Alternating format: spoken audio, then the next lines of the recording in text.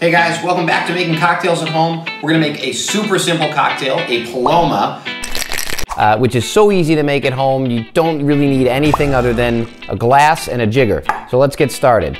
We're gonna start off with fresh grapefruit juice, about 1.5 ounces. Really, really important, and this is for all juice, has to be fresh. Juice deteriorates even by day 2. It's not as good as it was on day 1, so make sure to just wait to the day of to squeeze your juices.